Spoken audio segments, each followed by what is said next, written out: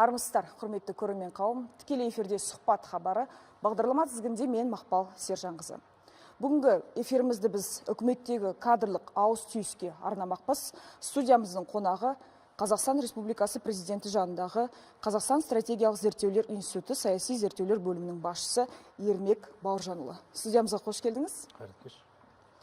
Жаңа жыл, жаңа кадрлық тағайындаулардан басталып отыр.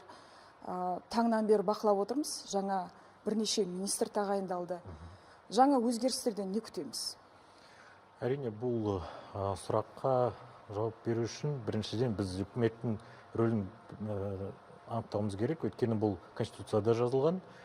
Үкіметтің негізгі мақсаты бұл еліміздің әлеуметтік экономикалық дамуды басқару, оны қамтамасыз ету. Яғни, әрине, бұл толықтай осы мемлекет саясатын жүзеге асыратын бұл үкімет. Тіпті осы әкімдерді алатын болсақ та, олар да үкіметке жатады. Сондықтан бізде қазір, мысалы, бүгін қар жауып, кім оны жинайды, әкімнен сұрайды әрине. Басқа да үлкен қалаларда басқармалар бар, департаменттер, олар да істегенде, олар да үлкен осы үкіметтің бір бөлігі. Сондықтан үкіметтің рөлі өте маңызды. Соның ішінде әрине әр министрдің рөлі, оның қызметі бұл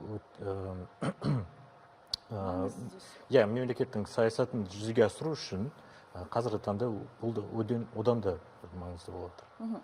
Енді бірнеше салаға жаңа басшылар келіп отыр. Өзіңіз пікіріңіз қандай өзіңіздің? Жалпы не күтеміз? Қандай өзгерістер болмақ?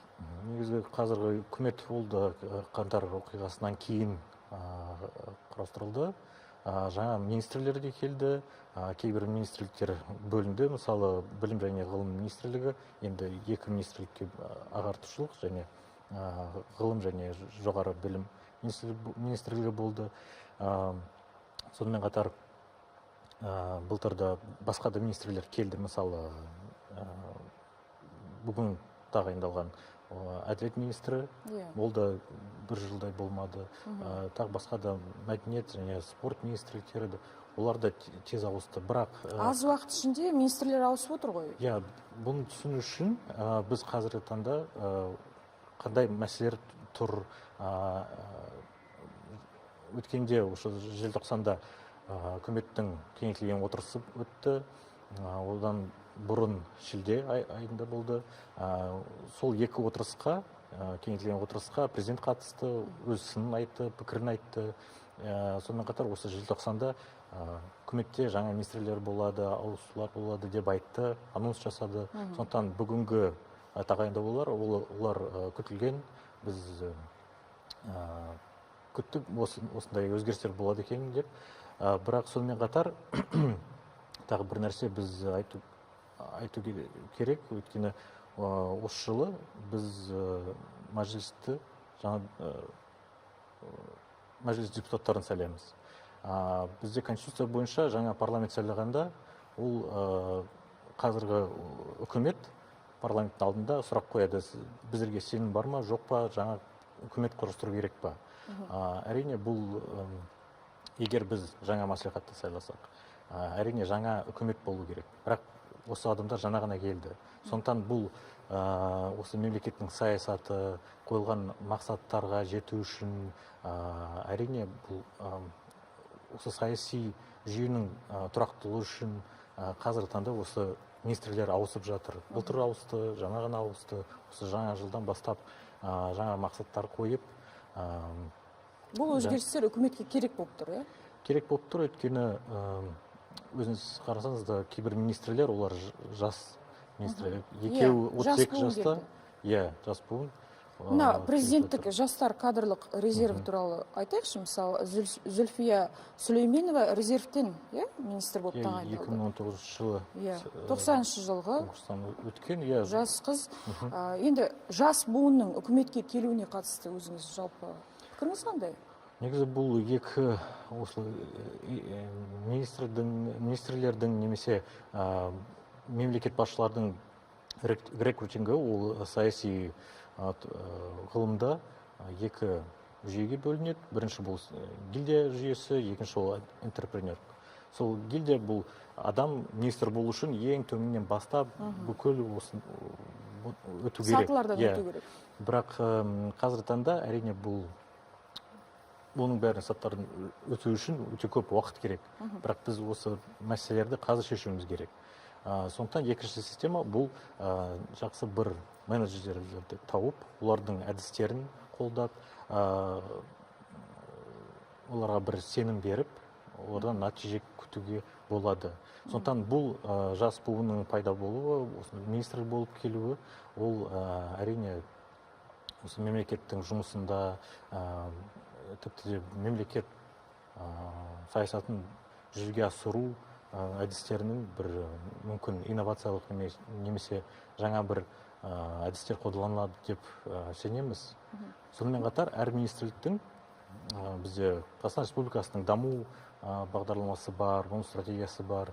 Әр министрліктің даму стратегиясы бар, нақты бір индикаторлар бар, мақсаттарда қойылған. Сондықтан бір жақтан министрліктің нақты бір міндеттері бар, олар соны жүзеге асыру керек, осы күнделікті мемлекет жұмыс істеу үшін. Сонымен қатар жаңа бір инновацияда енгізу керек. Бұл өте күрделі сұрақ, сол үшін жаңа министрлікте қойылып жатқан шығар. Да, жаңа инновациялар демекші, енді мына кадрлық резервке кеңінен тоқталайықшы, иә? Бұл кадрлық резервте қанша адам қазіргі таңда, иә? Мысалы, осындай тағайындаулар жиі бола ма болашақта? Өзіңіз пікіріңіз қандай жалпы? Бұл мүмкін, өйткені бізде мемлекеттік қызметкерлер ол екі корпусқа бөлінді. А корпусы, Б корпусы бар. Осы Б корпусы, оның ішінде тағы бұл әкімшілік қызметкерлер бар.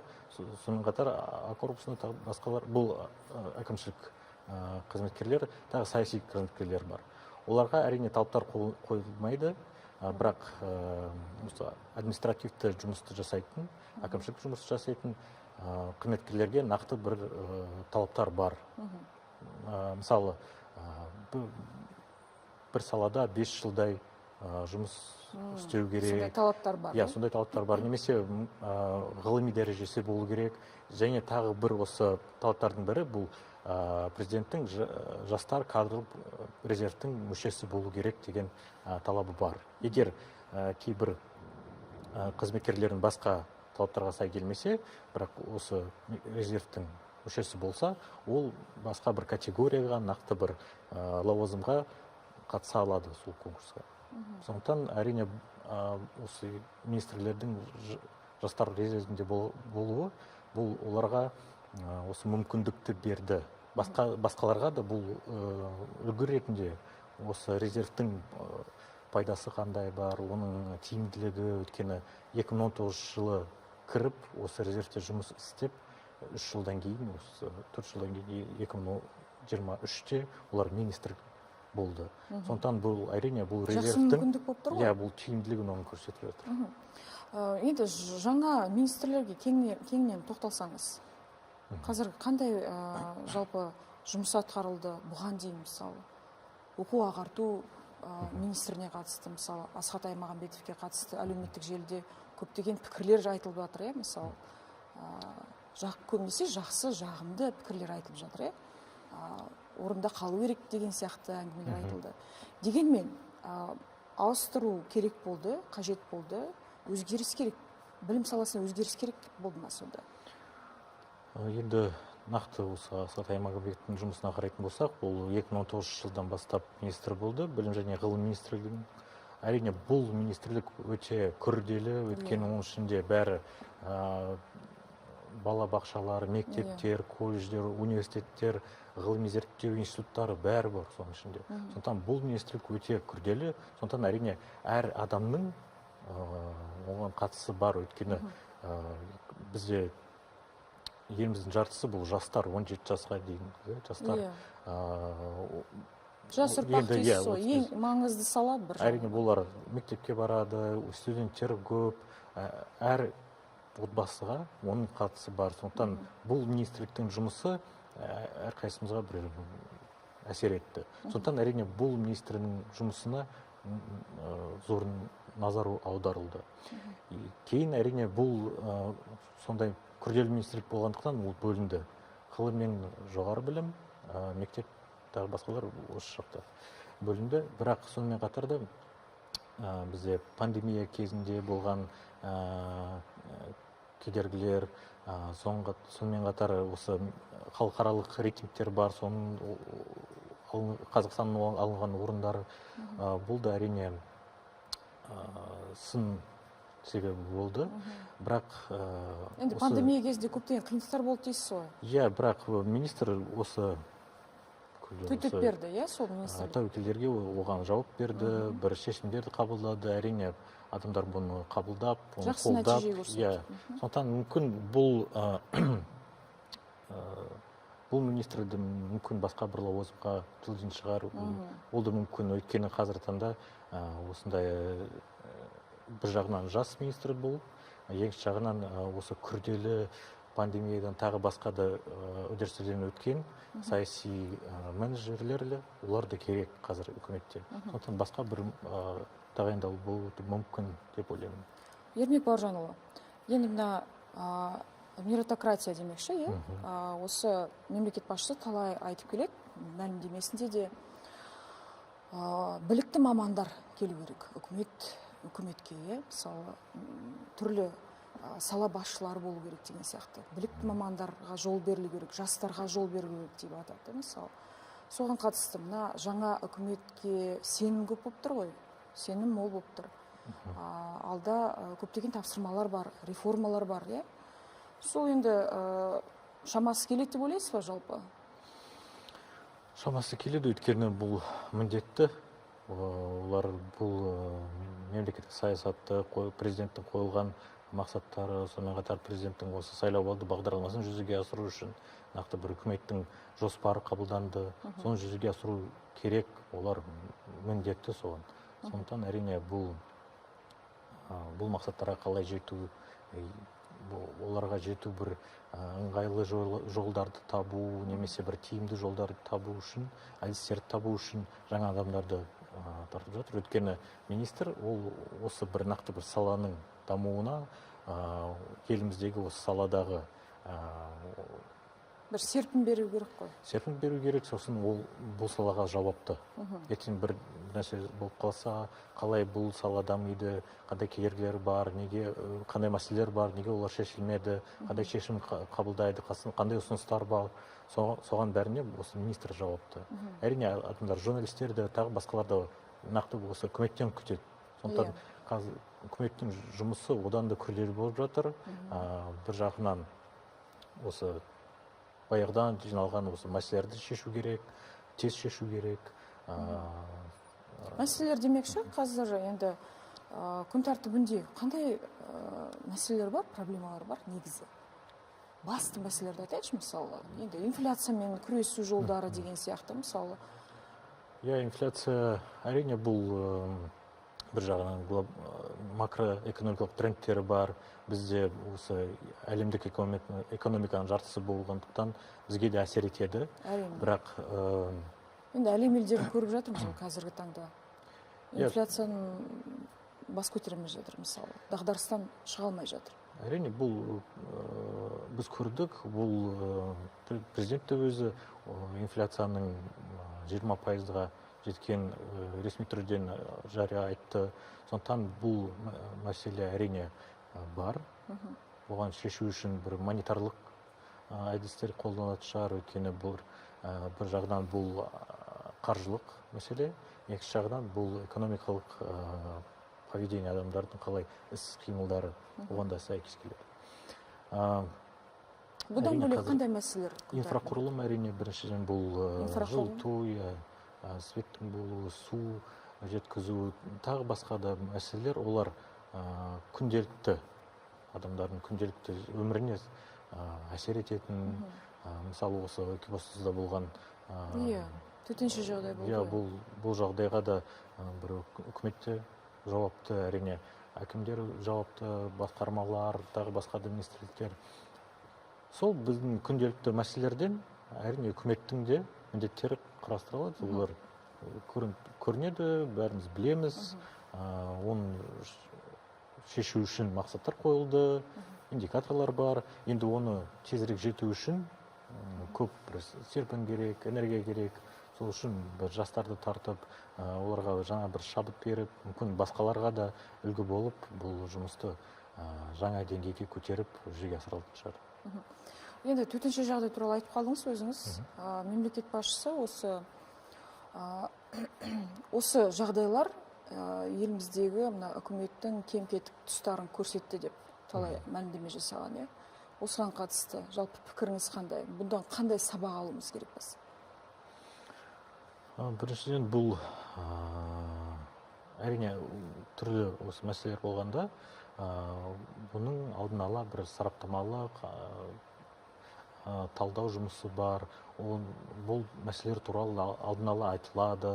Сондықтан әрине бұл министрлер, үкімет болсын, әкімдер болсын, олар бұл ақпаратқа қандай мән береді, олар бұл осы сараптамалық құжаттар болсын, талдаулар болсын, оларға сүйеніп қандай шешімдер қабылдайды. Бұл өте маңызды. Сондықтан біріншіден бұл осы жұмысқа назар аудару қажет. Өйткені бізде сарапшылар бар болса, олар бір мәселелер туралы айтатын болса, оған мән беруіміз керек біріншіден. Әрине, екіншіден бұл тиімді бір осы нақты мәселені шешетін шешімдерді қабылдау керек. Сондықтан осы төтенше жағдайлар бұл жұмыстың маңыздылығын көрсетіп жатыр. Екіншіден, әрине, бізге жаңа бір әдістердің керектігін дәлелдеп жатыр. Дәлелдейді. Жақсы. Енді мына мәдениет және спорт министрі де ауысып отыр ғой, иә, мысалы Дәурен Абаев, енді ашығын айту керек, жасыратын түгі жоқ. Бір жыл болған жоқ, иә, мысалы министр болғанына. Соған қатысты пікіріңіз қандай? Қандай қажеттілік болды? Енді бізде енді мына Асхат Оралов, білуімше 90-шы жылғы жас жігіт, мысалы. Онда бір үлкен бір жас буын ғой енді. Тәжірибесі бар. Акиматта да істеді, шетелде оқыған, саяси партиясында істеді. Сондықтан бұл өзгерістерге қарайтын болсақ, біз бұл адамдардың оларда қандай саяси багажы бар, қандай тәжірибесі бар, бұл тәжірибені әрине қай салада жұмсауға болады, олар қазір мүмкін басқа жақта бір тиімді болуы мүмкін, немесе олардың тәжірибесі, білімі, кейбір қасиеттері қазір басқа жақта маңызды болса, әрине олар соған көшеді. Сондықтан бұл әрине. Ермек мырза, енді өзіңіз үнемі жастарды қолдап келе жатсыз ғой, иә, мысалы? Иә, әрине. Жастарға осындай мүмкіндік беріп отырған біздің мемлекет басшымыз туралы жалпы айтсаңыз өзіңіз. Бұл үлкен мүмкіндік қой енді жастарға деген. Жастарға сенім артылып отыр. Сенім, мүмкіндік және жауапкершілік. Сондықтан президент әрине осы сенім білдіріп, әрине осындай механизмдер қолданып, оларға қолдау көрсетіп, мүмкіндік беріп жатыр. Әрқайсымыз қазір әділетті Қазақстанды құрастырғанда бізге түрлі болсын мүмкіндіктер беріп жатыр. Біріншіден біз тіпті ауыл әкімі бола алады адамдар, тағы басқа азаматтар да мажоритарлы түрде депутат болып сайлана алады осы алдымызда мәжіліске немесе мәслихатқа. Сондықтан әрине бізде қазір нақты бір саяси құқықтық тұрғыдан осы еліміздің дамуына, оның жақсаруына мүмкіндік бар. Оған үлес қосу үшін. Сондықтан адамдар әрине белсенді болып, өз жиналған білімдерін, тәжірибесін соған жұмсауға мүмкіндік бар. Енді президент оның саясаты, сонымен қатар осы бүгінгі үкіметтегі өзгерістер, тағайындаулар сонда көрсетіп жатыр. Мүмкіндіктер бар. Қазір жұмыс істеу керек, нақты бір нәтижелерге жетуіміз керек. Сол президент сол туралы айтып жатыр. Оғанда нақты бір саяси, әкімшілік, қаржылық тағы басқа да ресурстар беріліп жатыр. Ол мәселе бар. Енді әрине бұл сенімді жаңа министрлік қалай қолданады, қандай жетістіктерге жеткізеді. Оны осы жылда көреміз. Ермек Бауыржанұлы, сіздерге қатысты зерттеулер институтының жалпы жоспары қандай қазіргі таңда? Қандай зерттеулермен айналысып жатсыздар? Қандай жобалар бар? Түрлі біздің бөліміміз негізі осы мемлекеттік саясатты талдап, қандай кедергілер бар, тәуекелдер қандай бар, оларды шешу жолын табу үшін және түрлі ұсыныстар береміз. Әрине толықтай осы мемлекеттік саясатты әртүрлі салада оның қандай бір жағынан министрлік ішінен емес, бір басқа осы тәуелсіз жағынан қарайтын болсақ, нақты бір осы мәселелер туралы президентке немесе президенттің әкімшілігіне жеткізіп айтамыз. Енді өзіңіз айтып қалдыңыз, кедергілер демекші. Соңғы сауалым болсын. Қандай кедергілер бар бізде қазір? Кедергілер әрине бұл өзіңіз айтқандай осы инфляция, бұл өйткені бұл тек қана экономикалық мәселе емес, бұл тағы әлеуметтік бір әсері бар. Өйткені бұл нақты адамдардың өмір сүру деңгейіне әсер етеді. Сондықтан олар бұл мәселе әрине үкіметтің алдында және тағы басқа саяси институттардың алдында, президенттің алдында қандай талаптар қойылады, қандай ұсыныстар, немесе қандай сұраныс болады деп әсер етеді. Сондықтан осы бір осы мәселені алатын болсақ, инфляция болсын, тағы басқа да бұл кедергі деп қарастырсақ, оған бұл мәселені шешу үшін басқа әдістер қолданылады. Бұл мәселеге біз басқа жақтан қараймыз.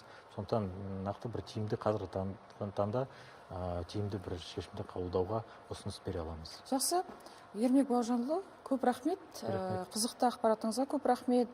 Алтын уақытыңызды бөліп, осындай студиямызға келгеніңізге алғыс білдіреміз. Жұмысыңызға сәттілік тілейміз. Қадірменді көрермен, осымен сұхбатымыз тәмам. Арнамыздан алыстамаңыздар. Келесі эфирде жүздескенше.